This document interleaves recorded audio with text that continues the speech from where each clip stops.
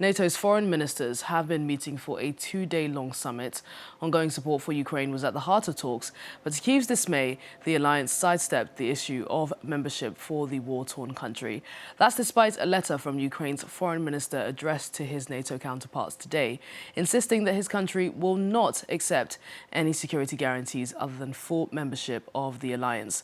The pointed message comes just days after President Volodymyr Zelensky said for the first time that he would be willing to cede territory to Russia in exchange for NATO membership in order to end the war in his country. Andrew Hillier with this report. It's the question no one wants to answer at NATO. Ukraine has been assured it will be a member of the alliance. But asked about when it would happen, NATO Secretary-General Mark Rutte sidestepped the issue.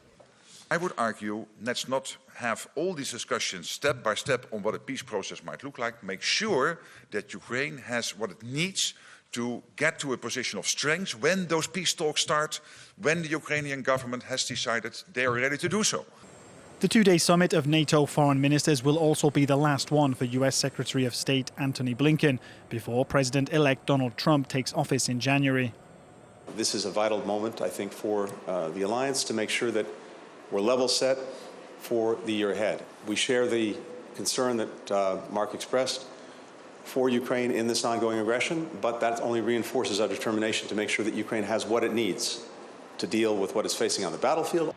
But Ukraine's government wants NATO to go further. Last week, President Volodymyr Zelensky said NATO could extend an offer of membership to parts of Ukrainian territory still under Kyiv's control. The Ministry of Foreign Affairs released a statement, timed to coincide with the opening of the two-day summit in Brussels. We are convinced that the only real guarantee of security for Ukraine, as well as a deterrent to further Russian aggression against Ukraine and other states, is Ukraine's full membership in NATO. With the bitter experience of the Budapest Memorandum behind us, we will not accept any alternatives, surrogates or substitutes for Ukraine's full membership in NATO. Under the 1994 Budapest Memorandum, Ukraine agreed to give up its Soviet-era nuclear weapons in exchange for security guarantees from the US, the UK and Russia. Now Kyiv says it won't accept what it calls half measures for membership. It also asked NATO for 20 additional air defence systems to defend against Russia's attacks on energy infrastructure. Let's speak to Dr. Gavin Hall now. He's an expert on NATO and a teaching fellow in political science and international security at the University of Strathclyde. Thanks so much for joining us on the programme, Gavin. We really appreciate you coming on. Now, we know NATO members want Ukraine to join its ranks. Obviously, Ukraine really wants to join NATO. NATO has said that Ukraine's path to the alliance is irreversible. Yet we haven't had any clear timeline for membership being announced. Why is there such a delay?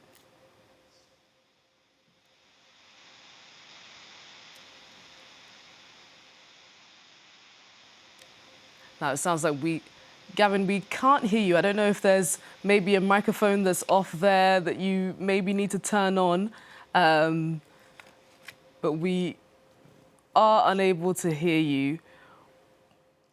Is that working better? Yes, it's working better. We have you now.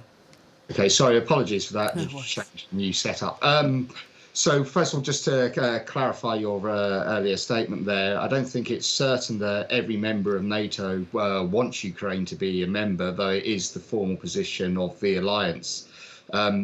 Ukraine has been on a path to membership alongside Georgia since the 2008 Bucharest Summit, and this process has been ongoing for a period of time.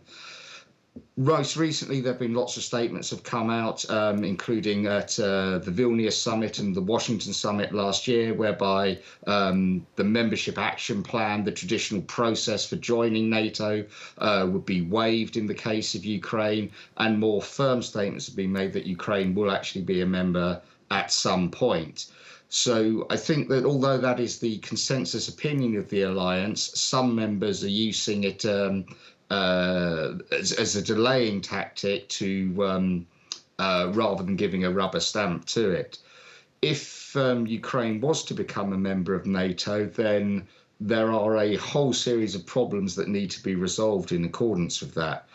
First of all, if it is granted membership while still in an open war with Russia, then how does that impact Article 5 and the self-defense provisions of the Washington Treaty? Would that draw in other members into the conflict?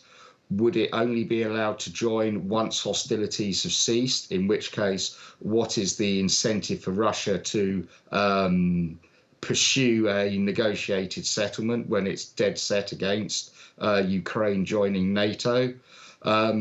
Or is it set for some predetermined point in the future, in which case that can then sort of re-ramp up tensions as that deadline approaches?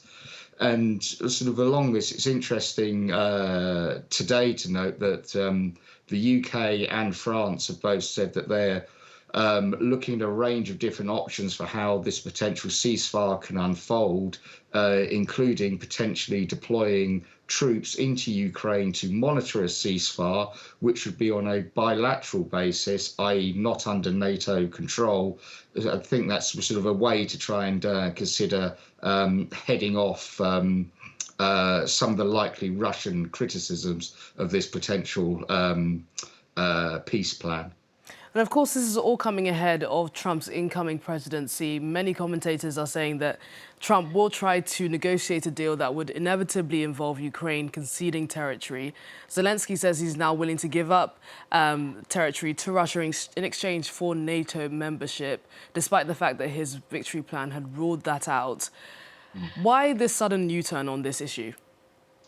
Well, why the U-turn is a pretty large issue. Either it's because Ukraine thinks it's now in a position of strength from where it can achieve a good settlement, or alternatively, it's worried there's going to be a change in the dynamics, or possibly having to pull back its forces from the Kursk region inside Russia, is worried about the increasing energy attacks, Russia's new weaponry that it's bringing online, and thinks that now's basically going to be as good a time as it's going to actually get. In relation to the ceding of territory, of course, this is a new development, and in many ways was quite a surprising statement for Zelensky to have made on Friday. Though in reality, I think will have been well accepted that Crimea is basically gone. Whereas what's in play in terms of negotiations regarding Donetsk and Luhansk and the area south of the Dnieper River that is occupied by Russia becomes quite interesting. Normally, when someone makes a statement about they're willing to give up this as part of a negotiated settlement, that's usually the opening position. So the bigger question becomes, what else would President Zelensky be prepared to cede, to give up, in order to be able to secure this peace deal? What are his actual red lines going to be that would be acceptable to him? And that's the area where Russia is likely to want to push and want to try and find out what they are. And the role of NATO in either membership or security guarantees or enforcing the ceasefire is likely to be a severe pressure point that Russia will be able to apply. Dr. Gavin Hall, teaching fellow in political science and international security at the University of Strathclyde. Thank you so much for joining us on the programme. We really appreciate getting your insight there. Lovely, thank you.